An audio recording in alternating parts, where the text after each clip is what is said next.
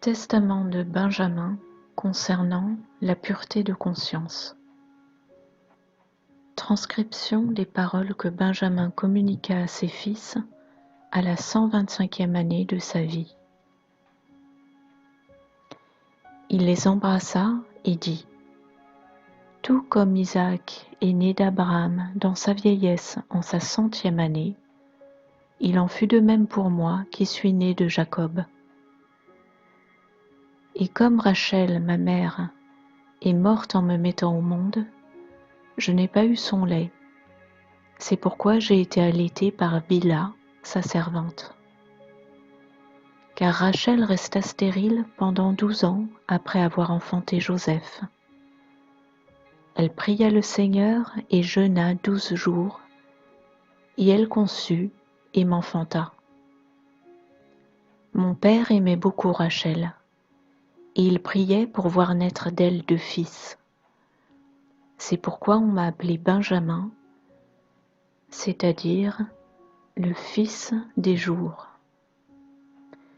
Lorsque je vins en Égypte, chez Joseph, et que mon frère me reconnut, il me demanda : « Qu'ont-ils dit à mon père quand ils m'ont vendu ? » Je lui répondis : « Ils ont trempé ton manteau dans le sang et lui ont envoyé en disant : « Vois si c'est le manteau de ton fils. » Et Joseph me dit : « En fait, mon frère, quand les Ismaélites m'ont emmené avec eux, l'un d'eux m'enleva mon manteau et me donna de la ceinture, me fouettant pour me forcer à courir. Et quand il partit cacher mon vêtement, un lion le rencontra et le tua. Ses camarades eurent peur et me vendirent à leurs compagnons. Il dit cela parce qu'il voulait me cacher les actes de mes frères. Il appela nos frères et leur dit : « Ne dites pas à mon père ce que vous m'avez fait, mais gardez la version que j'ai donnée à Benjamin, et que les pensées parmi vous soient telles, et que ces choses ne viennent pas au cœur de mon père. Vous aussi, mes enfants, aimez le Seigneur Dieu du ciel et de la terre, et gardez ses commandements, en suivant l'exemple de Joseph, homme bon et saint. Et que votre esprit soit orienté vers le bien, tout comme vous m'avez vu le faire. Car celui qui a l'esprit droit voit toutes choses avec justesse. Craignez le Seigneur et aimez votre prochain. Et quand bien même les esprits de Béliard vous réclameraient pour vous affliger de tous les maux, ils ne prévaudront pas sur vous, comme ils échouèrent avec Joseph, mon frère. Combien d'hommes ont désiré le tuer, mais Dieu l'a protégé. Car celui qui craint Dieu et qui aime son prochain ne peut pas être frappé par l'esprit de Béliard. Il est protégé par la crainte de Dieu. Il ne peut pas non plus être dominé par la ruse des hommes ou des bêtes, car il est aidé par le Seigneur grâce à l'amour qu'il a pour son prochain. En effet, Joseph a demandé à notre Père de prier pour ses frères, afin que le Seigneur ne leur impute pas comme péché le mal qu'ils lui ont fait. C'est pourquoi Jacob s'est écrié : « Mon enfant, ta bonté l'emporte sur les entrailles de ton père Jacob. » Et il l'embrassa et le serra contre lui pendant 2 heures. Et il dit : « En ton sein sera accomplie la prophétie du ciel concernant le Messie du monde, agneau de Dieu sans tache, qui sera livré par les pécheurs et mis à mort pour le salut des hommes, à la fois des nations et d'Israël. C'est par le sang de l'alliance qu'il détruira Béliard et ceux qui le servent. Voyez-vous donc, mes enfants, la fin de l'homme de bien ? Soyez donc les disciples de la compassion, ayant un bon esprit, afin de porter vous aussi des couronnes de gloire. Car l'homme de bien n'a pas l'œil sombre, mais fait miséricorde à tous les hommes, même s'ils sont pécheurs. Et même si l'on conçoit à son égard de mauvais desseins, en faisant le bien, il surmonte le mal, étant protégé par Dieu. Et il aime le juste comme sa propre âme. Si quelqu'un est glorifié, il ne l'envie pas. Si quelqu'un est enrichi, il n'est pas jaloux. Si quelqu'un est vaillant, il le loue. Il loue l'homme vertueux.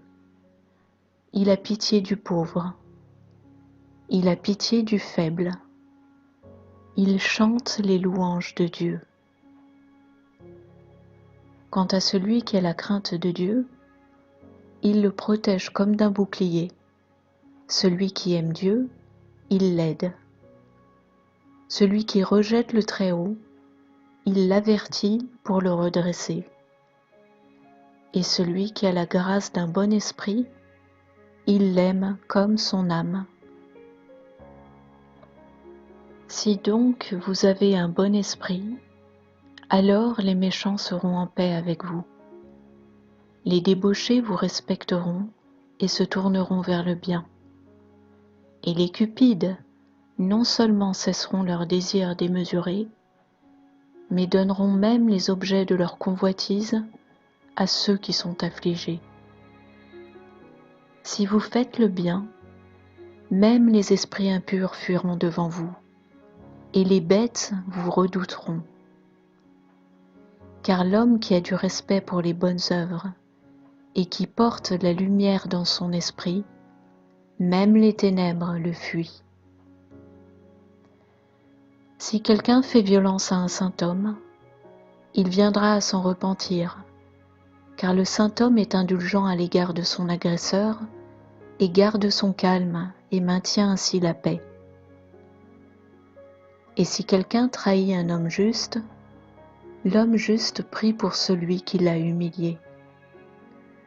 Et même si son humiliation dure un certain temps, il finit par devenir digne d'éloge et sera élevé, comme Joseph, mon frère. Le penchant de l'homme de bien n'est pas sous l'emprise de la tromperie de l'esprit de Béliard, car l'ange de la paix guide son âme. Il ne jette pas un regard passionné sur les choses corruptibles, et il n'amasse pas les richesses par amour du plaisir. Il ne se complaît pas dans le plaisir de plaire, ni à se plaindre de son prochain. Il ne prend pas ses aises au milieu des choses luxueuses. Il ne s'égare pas dans l'excitation de la vue. Le Seigneur est son lot. La bonne conscience ne conçoit des hommes ni gloire ni déshonneur, et n'use d'aucune ruse, ni mensonge, ni attaque, ni injure. Car le Seigneur habite en lui et illumine son âme, et il se réjouit toujours à l'égard de tous les hommes. La bonne conscience n'a pas de langue, l'une pour bénir, l'autre pour maudire, l'une pour insulter, l'autre pour honorer, l'une pour pleurer, l'autre pour s'égayer, l'une tranquille, l'autre troublée, l'une hypocrite, l'autre véritable, l'une pauvre, l'autre prospère. Mais il a une seule disposition, irréprochable et pure, à l'égard de tous les hommes. Il n'a pas une double vue, ni une double ouïe, car dans tout ce qu'il fait, ou dit, ou voit, il sait que le Seigneur regarde son âme, et il purifie son esprit afin de ne pas être condamné par les hommes ni par Dieu. Toutes les œuvres de Béliard sont à double effet ou double sens. Il n'y a pas d'unicité entre elles. C'est pourquoi, mes enfants, je vous le dis, fuyez la malfaisance de Béliard, car il donne une épée à ceux qui lui obéissent. C'est la mère des 7 maux que la conscience conçoit par Béliard. Premièrement, la jalousie. Deuxièmement, le désespoir. Troisièmement, l'angoisse. Quatrièmement, la captivité. Cinquièmement, la nécessité et la disette. Sixièmement, le harcèlement. Septièmement, la désolation et la destruction. C'est pourquoi Caïn fut aussi livré à cette vengeance par Dieu. Car tous les 100 ans, le Seigneur faisait venir sur lui une plaie. Et quand il eut 200 ans, il commença à souffrir. Et la 900e année, il fut détruit par le déluge. Car c'est à cause d'Abel, son frère, qu'il fut jugé par ces 7 différentes plaies pendant 700 ans. Mais Lamech, par 70 fois ces 7 plaies. Car ceux qui seront moralement corrompus comme Caïn, dans la jalousie et la haine des frères, seront punis par le même jugement.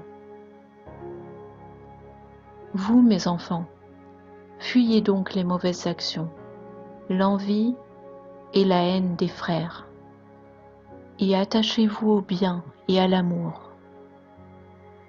Celui qui a un esprit pur dans l'amour ne regarde pas une femme en vue de la fornication, car il n'a pas de souillure dans son cœur, parce que l'Esprit de Dieu repose sur lui. Car de même que le soleil ne se souille pas en brillant sur le fumier et la boue, mais qu'il les assèche et en chasse la mauvaise odeur, de même l'Esprit pur restreint les souillures de la terre, et bonifie plutôt, mais ne supporte en lui aucune souillure. Je sais qu'il y aura aussi des transgressions dans l'immoralité parmi vous. D'après les paroles d'Hénoch le juste, vous commettrez la fornication selon l'impudicité de Sodome, et vous périrez tous, sauf un petit nombre. Mais ceux-là recommenceront à se prostituer avec des femmes. Et le royaume du Seigneur ne restera pas parmi vous, car alors il le reprendra. Néanmoins, le temple de Dieu sera dans votre portion, et le dernier temple sera plus glorieux que le premier, mais il le reprendra.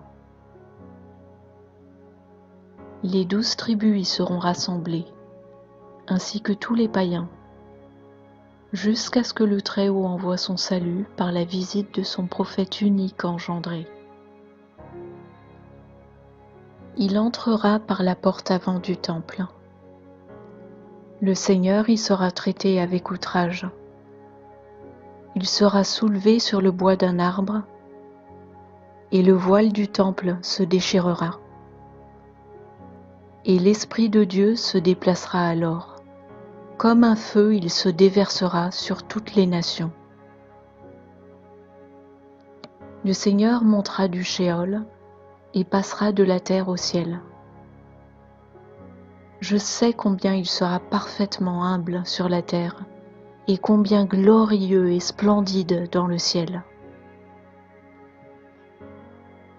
Lorsque Joseph était en Égypte, je désirais ardemment voir sa figure et la forme de son visage. Et par la prière de Jacob, mon père, je l'ai vu, pendant la veillée un jour, dans son apparence complète, exactement comme il était.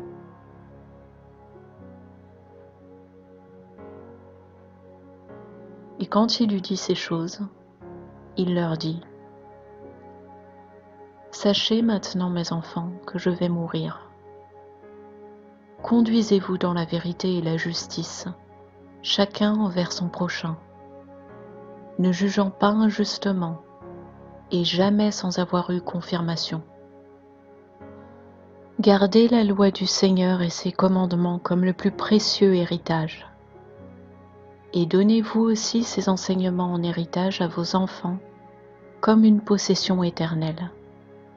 Car c'est ce qu'ont fait Abraham, Isaac et Jacob.